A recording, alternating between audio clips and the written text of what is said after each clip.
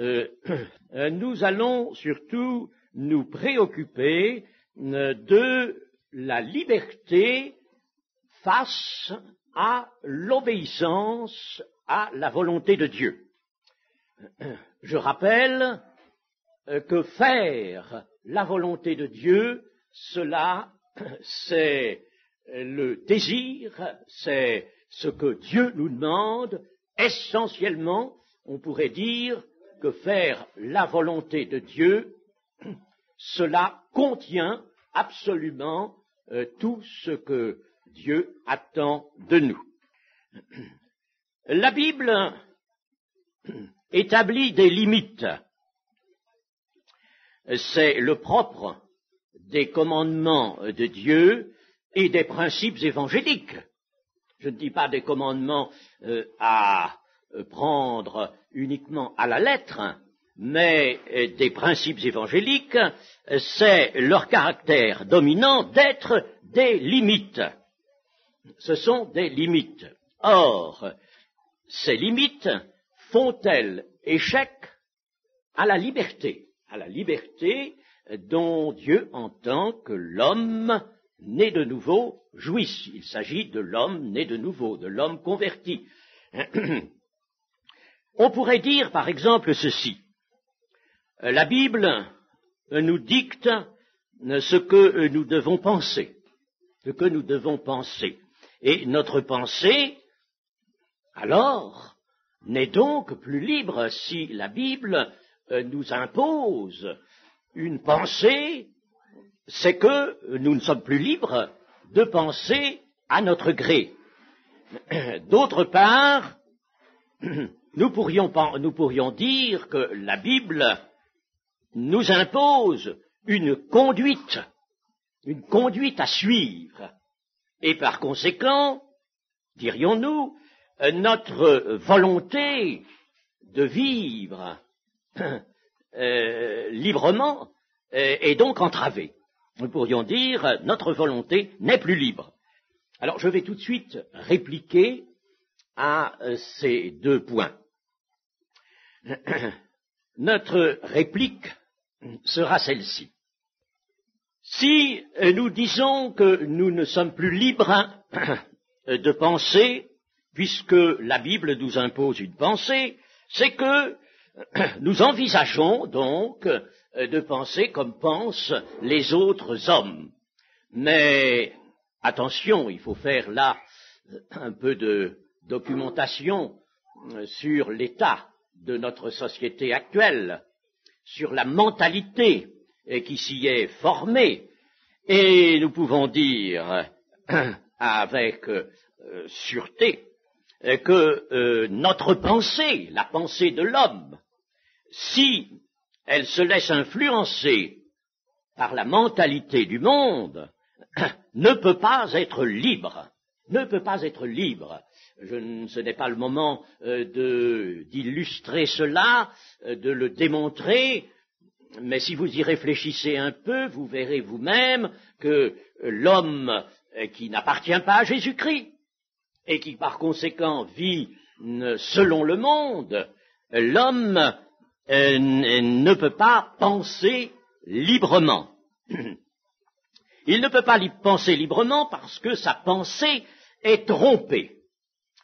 Je me suis ingénié un jour, enfin ça a demandé plus d'un jour, une fois, à organiser les différentes activités du monde, les différents champs, si vous voulez, où la pensée de l'homme se donne carrière, de diviser cela par secteurs, petits secteurs.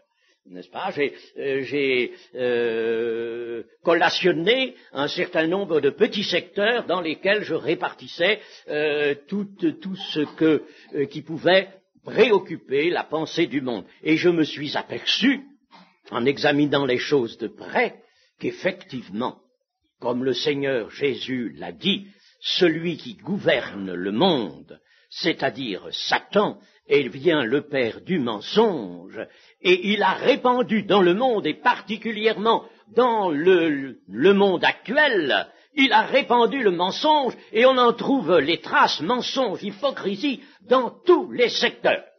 Chers amis, j'ai eu cet avantage, peut-être, de faire une carrière de fonctionnaire, et par conséquent, au cours de cette carrière, vous pensez bien que j'ai réfléchi, d'autant plus que j'étais chrétien, j'ai observé bien des choses, et avec cela, je peux aujourd'hui me représenter vraiment ce qu'est le mensonge dans le monde. Il est extraordinaire, il s'insinue partout, absolument partout.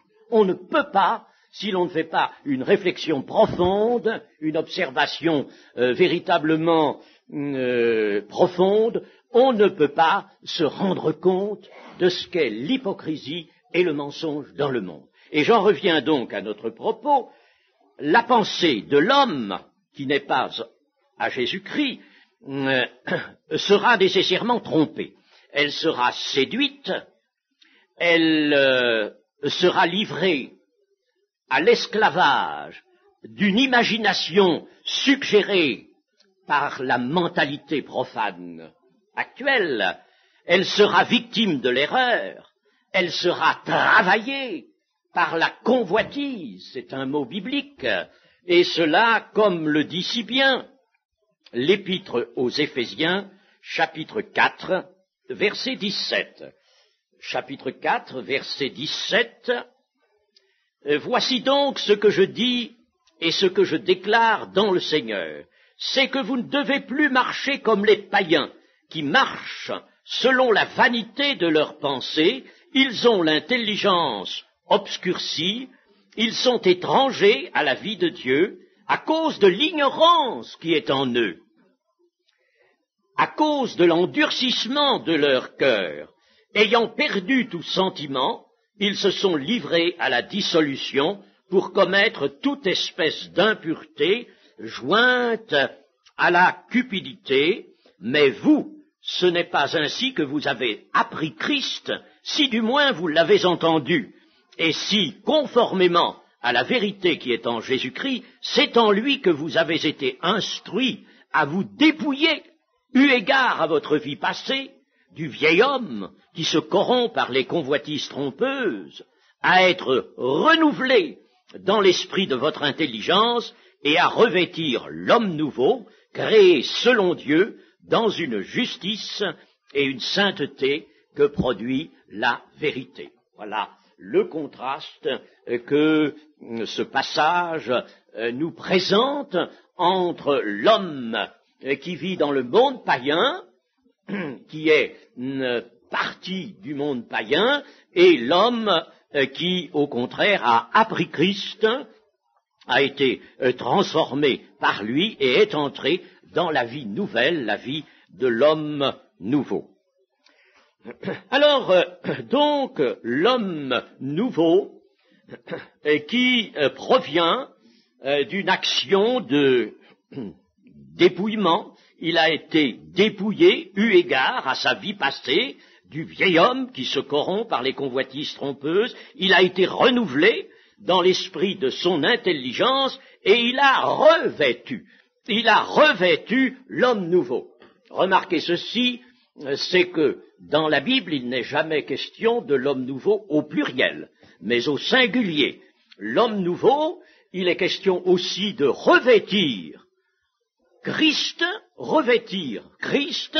si bien que l'homme nouveau, c'est Christ, mais Christ regardé comme le type, comme l'archétype de cet homme à l'image duquel nous devons parvenir, par la grâce de Dieu. Alors, étant libérés par Christ, qu'allons-nous faire pratiquement de la liberté?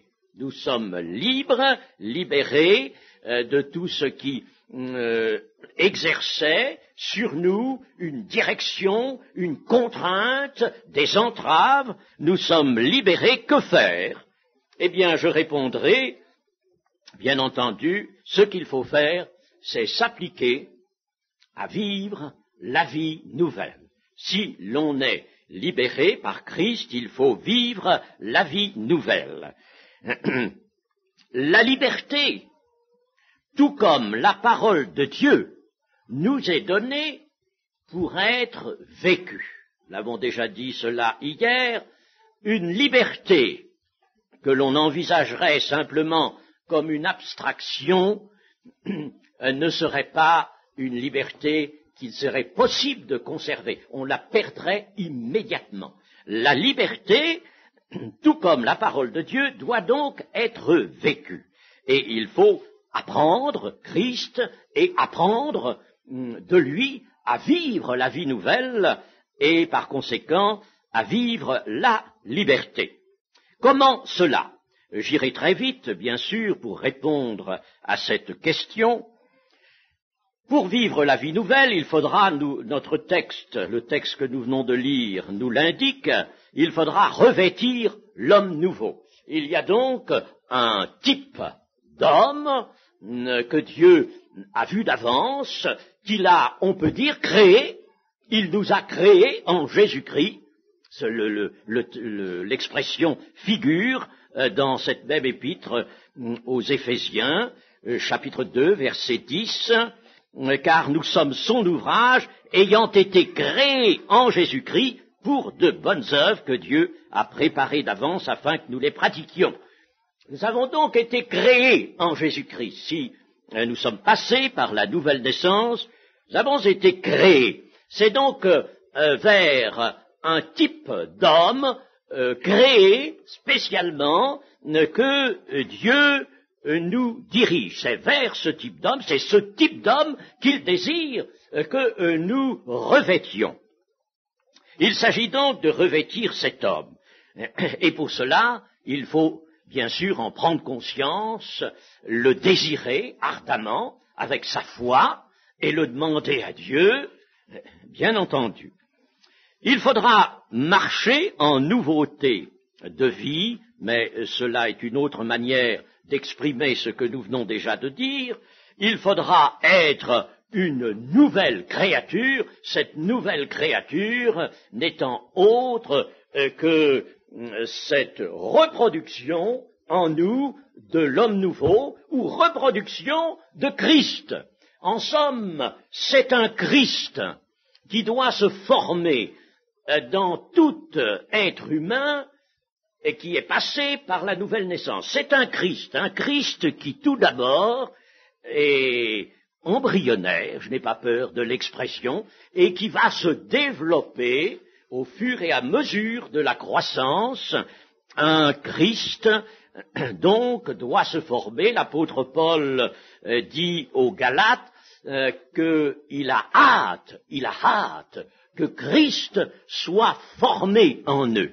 Et je pense que Dieu a hâte que Christ soit formé, apparaisse bien en nous et que nous arrivions jusqu'à la stature parfaite du Seigneur. Pour vivre la vie nouvelle, il faudra nécessairement mettre en pratique toute la parole de Dieu. Toute la parole de Dieu, non pas ce qui nous plaît, ce qui nous semble le meilleur, le mieux conforme à nos pensées, à peut-être l'idée que nous nous faisons de la vie chrétienne. Non, il faudra tout mettre en pratique. Et c'est là un point sur lequel on a insisté au cours des messages que vous avez entendus jusqu'ici. Il est très important. Il faut absolument que tout soit mis en pratique. Et cela sera obéir à Dieu. Mettre la parole de Christ, de Dieu, en pratique, c'est obéir à Dieu et à Christ. Vous savez que le Seigneur Jésus nous a parlé lui-même de cette mise en pratique. On fait chanter cela aux petits-enfants. L'homme qui a fondé sa maison sur le roc est celui qui met la parole de Dieu en pratique, et l'homme qui fonde sa maison sur le sable, la pluie est tombée, les vents ont soufflé, n'est-ce pas? C'est très gentil de faire chanter ça aux enfants, mais pensons bien que c'est quelque chose qui est là devant nous et qui nous dit, c'est pour toi, il faut que tu mettes la parole de Dieu en pratique. Et nous sommes amenés ainsi à dire qu'il n'y a pas d'opposition entre la liberté que nous recevons de Christ et l'obéissance à Dieu. Il n'y a pas opposition. Alors c'est là que notre sens logique ordinaire se trouve un petit peu déconcerté. Il n'y a pas opposition, pourtant il nous semble bien que si nous sommes obligés d'obéir à des directives, des directions, à des commandements, à des principes évangéliques, notre liberté s'en trouvera entravée. Eh bien, non, non.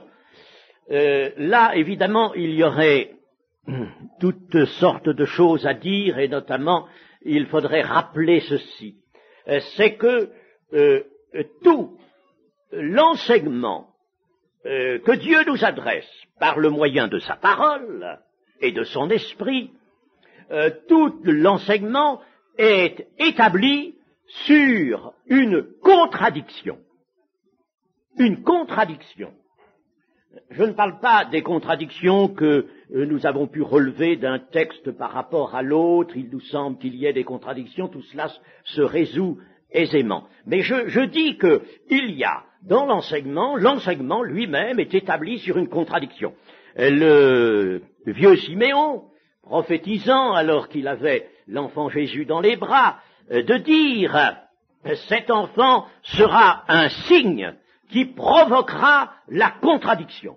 Et ça, c'est toute la carrière de Christ. Ça, c'est toute sa mission, c'est toute son œuvre présente qui est fondée sur une contradiction. Christ contredit ce qu'il y a dans le monde, contredit même, par conséquent, notre logique.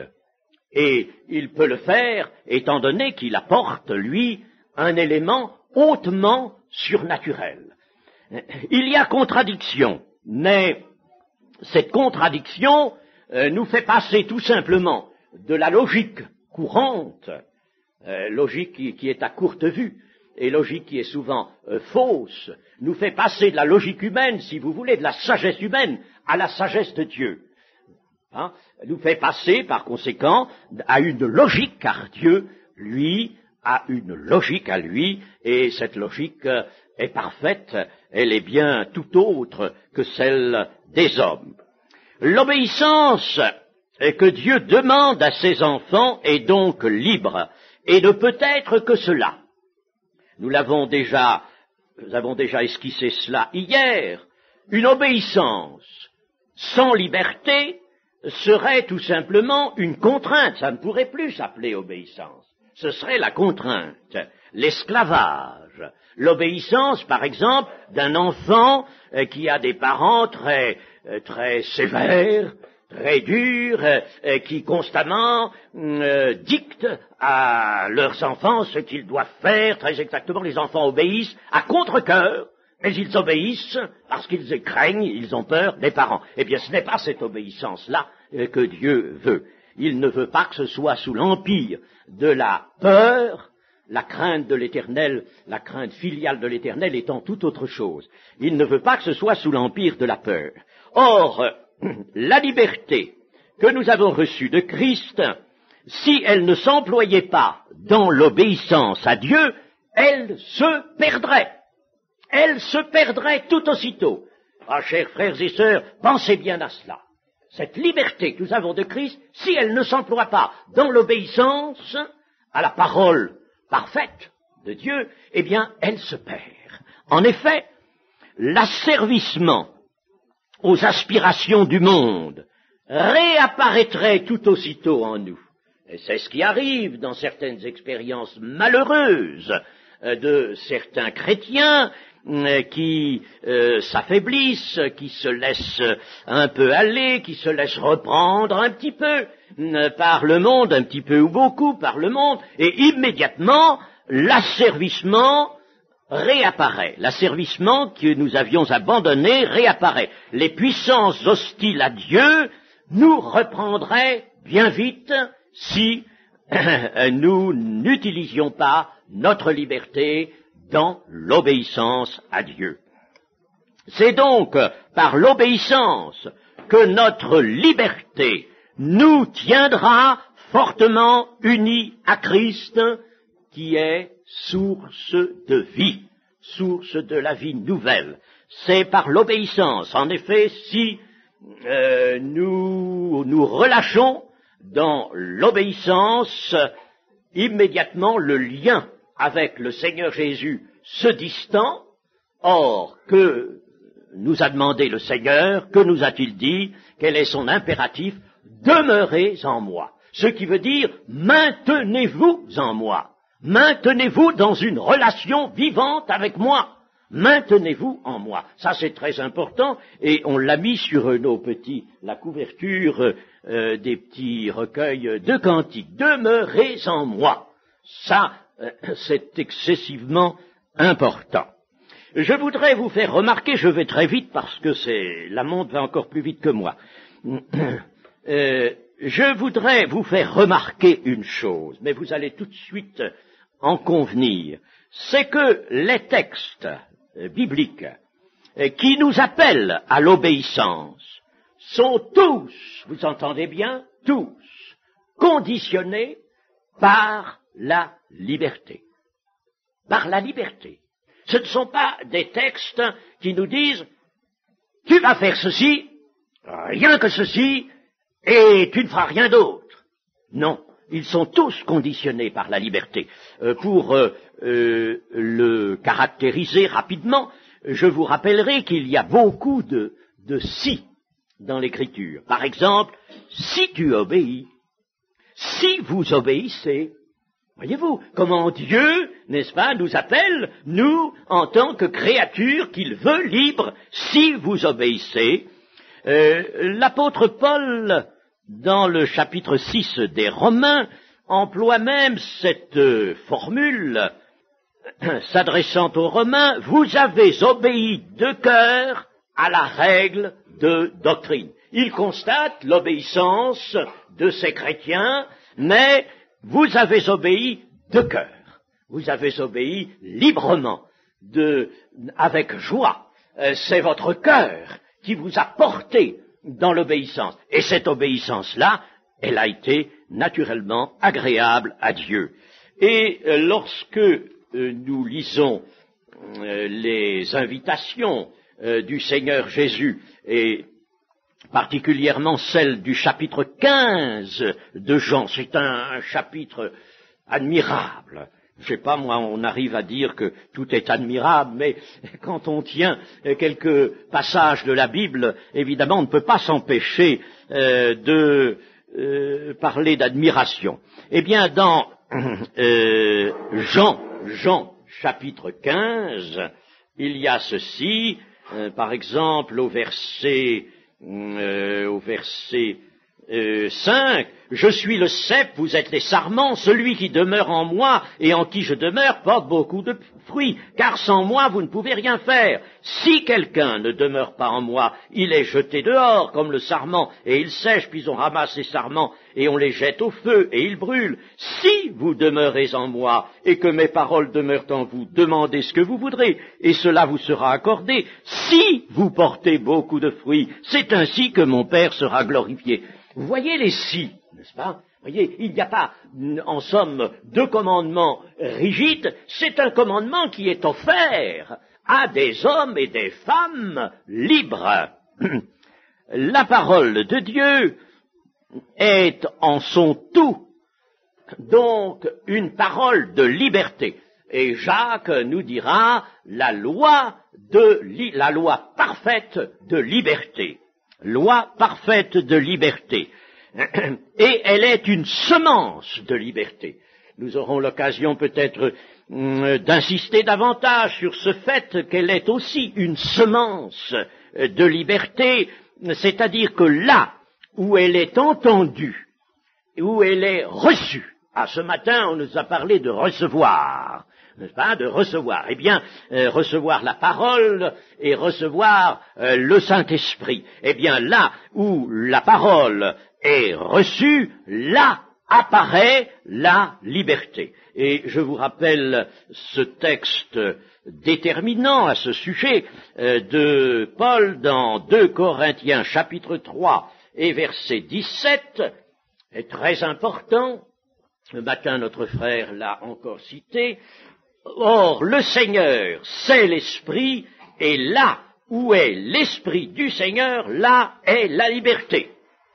Et cette proclamation, pour moi, c'est une grande proclamation, là, que l'Esprit a donnée à Paul, une grande proclamation. Cette proclamation peut s'entendre de plusieurs manières. Je ne vais pas détailler cela maintenant, mais elle s'entend de plusieurs manières, de tous sens. On peut dire que là où est l'Esprit du Seigneur, et là, par conséquent, où est la vie nouvelle, eh bien, là est la liberté. Et c'est pourquoi je disais hier que l'obéissance est génératrice de liberté. La vie nouvelle est une vie qui procure ce sentiment. Le mot est peut-être bien faible. Ce sentiment, cette connaissance intérieure de la vraie liberté. La liberté apparaît. Pourquoi? Parce que la vie nouvelle atteint un optimum. La vie nouvelle, elle est parfaite. Ce que Dieu nous donne, c'est quelque chose de parfait. Dieu ne peut jamais nous proposer quelque chose qui soit un moyen terme, qui soit en dessous de l'absolu et de la perfection. L'homme nouveau est parfait. Par conséquent, un type d'homme parfait qu'il nous faut revêtir. C'est Christ lui-même. Il ne faut pas croire que cela est au-dessus de nos moyens. Dieu nous donne les capacités de parvenir à cela. Mais lorsque nous arrivons à la stature parfaite de Christ, à la stature de cet homme nouveau, alors là, nous jouissons d'une vie dont les grands caractères tels que joie parfaite et paix sont présents. Le royaume de Dieu, c'est la joie et la paix par le Saint-Esprit. Donc, nous trouvons cela, nous arrivons à l'optimum de la vie. Même maintenant, au cours de notre pèlerinage sur la terre, de notre vie présente, existence présente, nous trouvons cette vie-là. Et lorsque nous réalisons cette vie, lorsque cette vie est réalisée avec sa paix, avec sa joie, alors, chers amis, nous ressentons la liberté. Parce que la liberté dépend précisément de la haute qualité, disons de la perfection de la vie. Si aujourd'hui, par exemple, votre vie physique pouvait atteindre à la perfection, vous auriez le sentiment, la connaissance intérieure de la liberté. Vous vous sentiriez en pleine liberté. Par conséquent, la liberté, c'est d'atteindre, par les moyens que Dieu nous propose, d'atteindre à la vie de l'homme nouveau, à la vie nouvelle, où il y a la joie et la paix. Je vais maintenant, bien sûr, terminer. Quelques mots encore, et je m'arrête pour ne pas dépasser le temps qui m'est imparti. Disons simplement, alors maintenant, en conclusion, que la liberté et l'obéissance sont inséparables. Vouloir concevoir une liberté en dehors de l'obéissance à Dieu, c'est impossible, absolument impossible. Et combien d'hommes en font l'expérience dans l'existence actuelle dans le monde? Il n'y a pas de liberté sans obéissance à Dieu, ni d'obéissance sans liberté. Pas de liberté sans l'obéissance, et pas d'obéissance possible à Dieu sans la liberté. Dieu n'en veut pas. Dieu n'en veut pas. Et si bien que nous pouvons dire que l'obéissance contrainte, nous avons dit tout à l'heure qu'une obéissance contrainte, c'était un esclavage, ce n'est pas une véritable obéissance. Mais j'emploie quand même l'expression. L'obéissance qui, supposons-le, serait contrainte. Supposons-le, cela arrive malheureusement. L'obéissance contrainte fait tomber dans le légalisme et dans ce qu'on peut appeler le moralisme.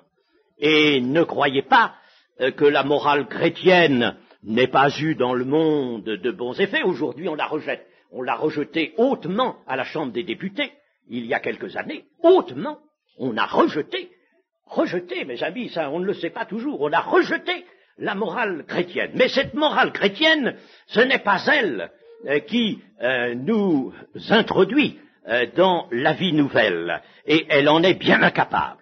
Et elle est à mettre sur le pied, le même pied que le légalisme.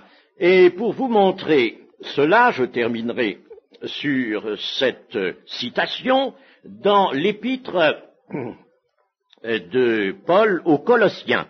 Colossiens chapitre 2, verset 20. Si vous êtes morts avec Christ au rudiment du monde, ça c'est clair. Oh, écoutez, je vais faire une chose, je vais prendre la Bible en français courant. Elle a souvent de très bonnes expressions. Et je vais, même si on a à son égard certaines réserves, ça c'est une autre affaire, mais moi j'ai découvert dans cette version d'excellentes expressions qui sont même bien plus proches du sens littéral de la langue du Nouveau Testament, le grec. Eh bien, prenons Colossiens chapitre 2 et verset 20. Vous êtes morts avec le Christ et vous avez été délivrés des forces spirituelles du monde. C'était justement pour écarter surtout ce mot rudiment qu'il est difficile peut-être maintenant de comprendre. Vous avez été délivrés des forces spirituelles du monde. Il y a des forces spirituelles, en effet, des forces spirituelles démoniaques qui s'exercent sur le monde. Le monde est le théâtre où ces puissances démoniaques s'exercent. Et forcément, nous en sommes victimes. Les hommes qui ne sont pas à Christ en sont victimes. Vous êtes morts avec le Christ et vous avez été délivrés des forces spirituelles du monde. Alors, pourquoi vivez-vous comme si vous apparteniez à ce monde? Pourquoi vivez-vous comme si vous apparteniez à ce monde? Pourquoi acceptez-vous qu'on vous impose des règles de ce genre? Ne prends pas ceci, ne goûte pas cela, n'y touche pas. Elles concernent des choses destinées à disparaître dès qu'on en fait usage. Il s'agit là de règles et d'enseignements dus aux hommes. Voyez-vous, le légalisme, c'est une forme d'enseignement où l'homme s'introduit, malheureusement, et il veut introduire une autorité à lui. C'est pourquoi le légalisme ne peut absolument pas porter de bons fruits. Certes, ces règles ont une apparence de sagesse avec leur culte qui vient de la volonté humaine, leur pratique d'humilité et l'obligation qu'elles imposent de traiter durement le corps, mais elles n'ont aucune valeur pour maîtriser les désirs de votre propre nature. Eh bien, nous pourrions peut-être maintenant relire le texte dans la version habituelle. Le voici, si vous êtes morts avec Christ au rudiment du monde, pourquoi, comme si vous viviez dans le monde, vous impose-t-on ces préceptes? Ne prends pas, ne goûte pas, ne touche pas, préceptes qui tous deviennent pernicieux par l'abus et qui ne sont fondés que sur les ordonnances et les doctrines des hommes. Voyez-vous, le légalisme ou le moralisme s'empare souvent des principes évangéliques, des véritables principes évangéliques, mais il les transforme en contraintes. Et ce n'est pas ce que Dieu veut. Vous voyez, Dieu veut que les principes auxquels nous avons à obéir, et nous avons assez dit qu'il le fallait, eh bien que ces principes restent comme ils sont exprimés avec leur si, avec leur invitation, leur forme d'invitation, mais ne prennent pas cette forme de contrainte, d'obligation extérieure à l'homme. Nous aurons l'occasion de voir que la loi parfaite de Dieu est une loi qui est écrite dans les cœurs. Instruisez-vous et exhortez-vous. Non, pardon, je change là de passage. Ils ont, à la vérité, une apparence de sagesse en ce qu'ils indiquent un culte volontaire de l'humilité et du mépris du corps, mais ils sont sans aucun mérite et contribuent à la satisfaction de la chair. Alors, vous voyez, j'ai voulu terminer par cette insistance. Nous ne tombons pas du tout dans le légalisme ni dans le moralisme. Nous ne tombons pas du tout là. Nous restons bien en présence, vraiment, de l'Évangile tel qu'il nous est donné. N'est-ce pas le Saint-Esprit qui a inspiré toutes ces choses? N'est-ce pas Dieu qui nous parle là? Et n'est-ce pas le Saint-Esprit qui maintenant toujours nous guide dans la méditation de ces choses? Alors, restons là et obéissons librement à Dieu, et c'est ainsi que notre vie chrétienne prendra son caractère, son grand caractère et son essor vers le haut, que le Seigneur le permette. Amen. Alors, notre frère dit qu'on peut avoir reçu l'esprit de Jésus, être entré donc dans la nouvelle naissance, et peut-être, voilà, c'est ça, être encore tenu, sentir qu'on n'est pas vraiment libéré, libre, voilà. Oui, mais comme nous sentons aussi que nous avons été libérés d'un certain nombre de choses, n'est-ce pas? Vous voyez, en somme, il y a en quelque sorte un partage, il y a des choses dont nous sentons bien que nous sommes délivrés, d'autres qui sont encore là et qui nous tiennent. Eh bien, avec évidemment la foi, l'humilité, l'amour, la piété, la persistance dans la prière, il n'y a pas de doute que nous arriverons à étendre l'affranchissement à tout ce qui nous tient. Puisque nous avons pu être libérés d'une partie des choses, nous serons libérés de l'autre partie aussi. Mais il faut user de la piété, bien entendu, dans le cours de la vie chrétienne. Voilà, donc. Il semble que Timothée ait été saisi par cet esprit de timidité ensuite, puisque Paul lui dira de ranimer le don qu'il a reçu de lui par l'imposition de ses mains. Mais je crois qu'il s'agit là du don du Saint-Esprit, là, dans ce début de la deuxième à Timothée, n'est-ce pas, du don du Saint-Esprit, qui a été peut-être en partie couvert, ralenti, retenu par cette timidité, et là, il faut que par la voie de la piété, Timothée s'en revienne au plein affranchissement. Là, en somme, c'est un certain retour qu'il y a eu par l'apparition de cet esprit de timidité. Oui. Voilà, notre sœur Ania souhaitait que l'on puisse définir un petit peu parallèlement ou en même temps que la notion de liberté, celle de maître. Le dictionnaire dit que être libre, c'est de ne pas avoir de maître. Voilà. Oui, mais cela, c'est le dictionnaire, lui, il est profane, n'est-ce pas? Et il parle, oui. Ce n'est pas Paul emploie ça, nous devenons esclaves de la justice ou esclaves de Jésus-Christ, mais c'est une manière de s'exprimer, il ne faut pas la prendre trop à la lettre, parce que n'oubliez pas ceci, c'est que Jésus a dit mon joug est léger mon joug est doux et mon fardeau léger. Alors, nous sommes bien, évidemment, sous la gouverne, si vous voulez, d'un maître, autrement dit, ce maître va vivre en nous. Et nous allons pouvoir dire comme Paul, ce n'est plus moi qui vis, c'est Christ qui vit en moi. Mais cependant, les deux volontés, la volonté de Paul et la volonté divine, la volonté du Seigneur, se conjuguent ensemble, se conjuguent harmonieusement. Et nous ne pouvons pas voir ça comme la soumission à une domination. Non, c'est une... Ah ben, je vous ai pas laissé le temps de... Voilà. Donc notre frère Hébert souligne ceci, souvent dans le sens commun, on pense qu'être libre, c'est ne plus avoir de contraintes, de maître, etc., de choses à suivre et à observer. Est-ce qu'une telle liberté est réellement possible? Et il ajoute, et même Dieu qu'en est-il pour lui? Est-ce qu'il est réellement libre? Enfin, je pense que c'est ça. En ce sens-là. En ce sens-là.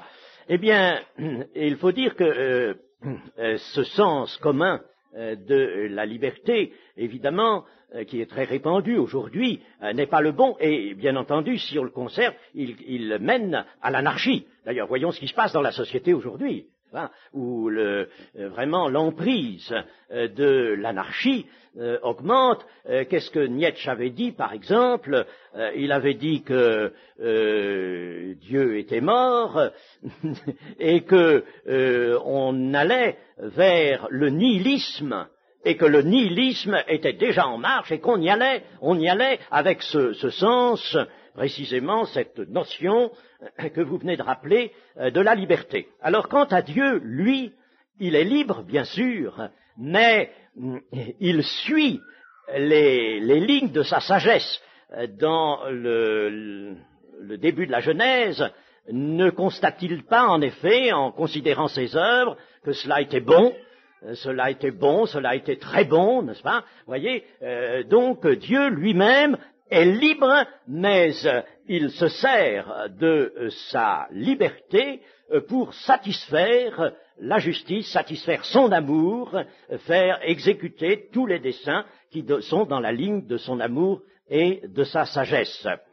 On peut dire évidemment que lorsque quelqu'un se trouve à un carrefour dans une forêt, je ne veux pas faire de parallèle avec le terme que nous employons ici, mais quelqu'un est dans une forêt. À un carrefour, il y a des allées de tous les côtés. Alors il est libre de prendre l'allée qu'il voudra, mais s'il prend une certaine allée selon un mauvais principe, il n'ira pas où il veut, il n'obtiendra pas ce qu'il désire. Maintenant, s'il est hésitant et qu'il prenne une allée puis revient en arrière, n'est-ce pas, et s'engage dans une nouvelle allée pour revenir encore en arrière, il n'aboutira non plus à rien du tout. Alors, il faut que la liberté puisse décider, étant elle-même devant une sagesse, devant la lumière, étant, nous allons le voir, par la suite, devant la parole de Dieu. Mais la liberté, nous allons le voir par la suite, la liberté est indispensable cependant, parce que Dieu ne veut absolument pas être servi par des esclaves. Il ne veut pas que l'obéissance soit en réalité une contrainte. D'ailleurs, ce ne serait plus l'obéissance. Il faut que l'obéissance véritable, qui va produire son fruit, soit libre. Hein, voyez-vous? Et en plus, nous verrons que la liberté et l'obéissance se conjuguant, nous irons vers, alors là, vraiment la possession de la grande liberté. Parlez d'Adam. Oui, d'Adam. D'Adam. Il semblait que vous aviez dit. Oui. Notre frère demande donc comment peut-on comprendre la notion de liberté dans la parole de Dieu, déjà à partir du texte de la Genèse, lorsque Dieu défend à Adam de manger du fruit de l'arbre.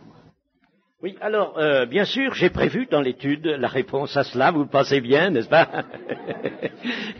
Seulement, nous n'avons fait qu'une demi-heure, qu'une introduction pour l'instant. Mais nous verrons en effet que le commandement, hein, ce que vous appelez l'interdiction, appelons-le si vous voulez le commandement de Dieu, en réalité est une limite, bien sûr, une limite, mais ce n'est pas une limite qui va enfreindre la véritable liberté, c'est une limite qui va simplement montrer à l'homme comment il doit user de sa liberté. Il va user de sa liberté dans le cadre de certaines limites, parce que s'il franchit ces limites, c'est pour lui la mort, c'est pour lui le désastre. Hein, voyez-vous? Alors, cependant, la liberté existe dans le jardin d'Éden. Il y avait, je ne sais pas moi, des dizaines de milliers d'arbres dont le fruit était bon à manger, n'est-ce pas? Et il n'y a qu'un seul arbre dont le fruit est interdit. Vous voyez déjà, n'est-ce pas, statistiquement, comme la limite de Dieu était vraiment restreinte et petite par rapport à tout ce qu'il était possible de faire.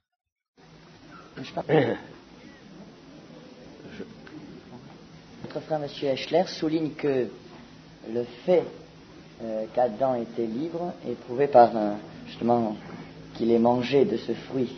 Il a eu la possibilité finalement d'en manger comme il avait la possibilité de ne pas en manger, c'est cela. Oui, il était libre comme aujourd'hui nous sommes libres aussi, nous, de retourner dans les voies du mal.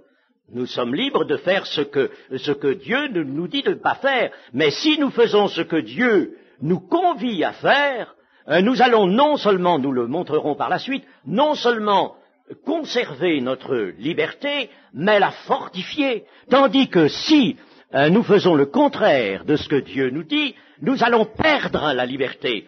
Je vais prendre un exemple. Mettez un garçon, n'est-ce pas, jeune, fringant, qui dispose d'une moto japonaise, là, peu importe la marque, mais alors quelque chose qui fonce, n'est-ce pas? Alors, il se dit, je suis libre. Et il s'en va sur les routes, il appuie, il va aussi vite que peut aller sa machine, il perd toute notion de prudence, et puis l'accident arrive. Et le lendemain ou le surlendemain, on le retrouve à l'hôpital, les jambes pendues en l'air, entouré de toutes sortes de pansements, lui-même, n'est-ce pas, il est là privé de liberté physique et même de toute autre liberté. Alors, pour avoir fait un choix qui était mauvais, pour avoir méprisé, en somme, les lois de la sagesse, il a perdu sa liberté. Il a perdu, il peut même, s'il est infirme pour le reste de sa vie, il peut même l'avoir perdu définitivement. Vous voyez par conséquent que même dans le cadre de la vie terrestre, on ne peut pas user de sa liberté n'importe comment, sous peine de la perdre. Hein? Alors ce ne serait pas user de sa liberté pour la perdre, ce ne serait pas vraiment, n'est-ce pas, être libre, rester libre. Sœur précise ceci, sa pensée, elle pense qu'il y a deux niveaux de liberté. Liberté un petit peu personnelle pour ses habitudes, ses petites affaires, et une liberté un peu plus supérieure, celle, d'après ses mots, d'une conscience éclairée. Et elle pense que c'est à la limite un petit peu dramatique, je reprends votre terme, d'avoir cette grande liberté qui balayerait un petit peu notre personnalité. Oui, alors évidemment, vous me faites toujours anticiper sur la suite. oui, bien sûr. Mais enfin, je vais vous dire tout de même ceci, c'est que le Seigneur, qui nous veut absolument dans la liberté, n'est-ce pas, et il n'y a pas plusieurs niveaux dans cette liberté, il nous veut vraiment dans une liberté réelle. Bien. Il nous donne sa parole, il met sa parole devant nous, il met son esprit en nous. Christ, n'oublions pas, si nous sommes chrétiens, est en nous, n'est-ce pas? On l'a rappelé suffisamment ce matin. Eh bien, le Seigneur va nous demander d'obéir à sa volonté, de faire sa volonté. Mais, alors, dans le cours de notre vie, de notre existence, au fil des événements, des circonstances, et qui vont se présenter des petites actions, des petites opérations que nous avons à faire couramment, n'est-ce pas, dans notre vie, eh bien, là, nous pouvons réfléchir nous-mêmes. Nous sommes conviés à réfléchir à l'accomplissement de la volonté de Dieu. Et nous sommes libres de décider nous-mêmes comment nous allons accomplir la volonté de Dieu. Il faudra, bien sûr, que nous y parvenions de mieux en mieux, si je peux dire, n'est-ce pas, de plus en plus, il faudra que nous parvenions à cela. Mais il est certain que nous pouvons, non pas à des degrés différents, mais nous pouvons peut-être, en choisissant une solution d'un côté, ou une solution d'un autre côté, nous pouvons peut-être arriver tout de même à ne pas nous écarter de la volonté de Dieu. Seulement, l'une des deux solutions, ou des trois solutions, sera plus ou moins satisfaisante à cet égard. Comprenez-vous, n'est-ce pas? Mais de tout sens, ce qui nous dirige, c'est de faire la volonté de Dieu dans les petites choses. Dans les petites choses. Alors, à nous, chrétiens, de réfléchir à cela, d'examiner toute chose, tout ce qui se présente devant nous, pour savoir faire le choix. Et permettez-moi de prendre rapidement un exemple biblique. Quand le Seigneur Jésus, accompagné de Pierre, est entré à Capernaum, eh bien, il y avait un choix à faire pour accomplir la volonté de Dieu. Et c'était ou bien de payer les 10 drachmes, ou bien de ne pas les payer. Étant fils, dit le Seigneur Jésus, nous pourrions ne pas les payer. Par conséquent, il n'y aurait pas eu là, semble-t-il, d'entrave, enfin, de non-accomplissement de la parole de Dieu. Mais le Seigneur Jésus va choisir de payer. Ils n'ont pas d'argent, ni Pierre, ni le Seigneur n'ont d'argent, mais il y a le Seigneur qui est là, et il y a le surnaturel et le miracle à quoi on peut s'attendre, n'est-ce pas, pour faire la volonté de Dieu. Alors, là, le Seigneur préfère, pour le témoignage, voyez-vous, pour le témoignage, il préfère que l'on paie. Que l'on paie, alors qu'on aurait pu très bien se dispenser de payer, n'est-ce pas? Vous voyez, il y avait deux solutions là, mais le Seigneur choisit, lui, celle qui accomplit le mieux la volonté de Dieu, dans la circonstance étroite où il se trouvait. Voilà, notre frère Marc nous rappelle qu'il est dit dans la parole de Dieu que nous devons tendre vers la perfection. Et il pose la question: en est-il de même en ce qui concerne la liberté? La liberté est comme la vie nouvelle, quelque chose de parfait et d'entier. Mais, comme je viens de le dire là maintenant, c'est dans les voies que nous allons suivre, que nous allons apercevoir nous-mêmes pour accomplir la volonté de Dieu. Alors c'est ça, n'est-ce pas? C'est ça qui nous guide, accomplir la volonté de Dieu. Alors, dans les voies que nous allons prendre, dans les débuts peut-être de notre vie chrétienne, nous serons moins bien avisés que plus tard. Plus tard, nous serons mieux instruits, nous aurons fait des expériences, nous aurons l'expérience de la parole de justice, et alors nous saurons mieux, voyez, dans les circonstances de la vie, accomplir la volonté de Dieu. Mais la liberté, elle est entière. Elle n'est pas chose progressive, pas plus que la vie nouvelle. Ce qui est quelque chose, c'est d'être une nouvelle créature. Eh bien, ça non plus, ça n'est pas à mettre à des degrés divers. Seulement, étant une nouvelle créature et ayant encore en nous la chair, et vivant dans ce corps de mort, vivant dans un milieu qui est hostile à la vie chrétienne, dans le monde, un milieu qui est hostile à la vie chrétienne, nous n'aurons pas tout de suite l'expérience de la parole de justice. Et par conséquent, nous allons employer des solutions, des voies qui tendront à faire la volonté de Dieu, mais qui ne seront pas toujours très bonnes ni parfaites. Cela viendra par la suite. C'est ça qui va se perfectionner. Ceci, c'est que, chères sœurs, vous êtes là, en somme, au carrefour de deux pensées. C'est vraiment le carrefour aujourd'hui. Nous sommes au carrefour de deux pensées qui sont bien connues.